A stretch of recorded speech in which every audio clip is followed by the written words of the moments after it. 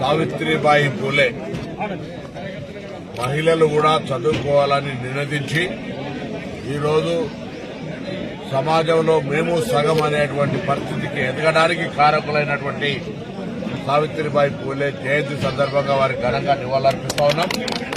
వారిని తెలంగాణ ప్రభుత్వ పక్షాన గౌరవించుకొని మహిళా ఉపాధ్యాయ దినోత్సవం కూడా ప్రకటించినాం. వారి పట్ల అపారమైన గౌరవం ఉంది.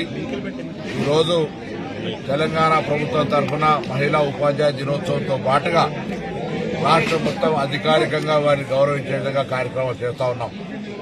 తప్పకుండా సావిత్రిబాయి పూలే ఏ మార్గదర్శకత్వం చేసిందో ఆ సూచన మేరకు ఈరోజు ప్రపంచ స్థాయిలో మహిళలందరూ కూడా పోటీ పడే విధంగా మన భారత మహిళలు అన్ని రంగాల్లో మేము ఉన్నామంటూ ముందుకు వస్తా ఉన్నారు.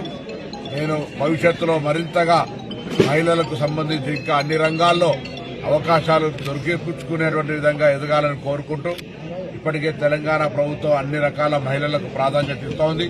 ఉచిత బస్సు మహిళలతో పాటుగా ఇందిరమ్మ ఇండ్లతో పాటుగా మహిళా సంఘాలందరినీ కూడా పటిష్టవంతం చేసి కోటీశ్వరులను చేయాలని విధంగా విద్యా వ్యవస్థలో వారికి అనేక రకాల వసతులు కలిగిస్తూ ప్రత్యేకంగా అనేకమైనటువంటి సౌకర్యాలు కలిగేసే ఈ సందర్భంలో ఆ మార్గదర్శకత్వం మహిళల గురించి ఆలోచించే విధంగా చదువుకునేటువంటి పోరాడి ఆనాడు నిషేధం ఉన్నటువంటి పరిస్థితుల్లో కూడా చదవాలని గట్టిగా మాట్లాడినటువంటి సావిత్రిబాయి పూలే గారి జయంతి సందర్భంగా వారికి ఘనంగా నివాళులర్పిస్తారు.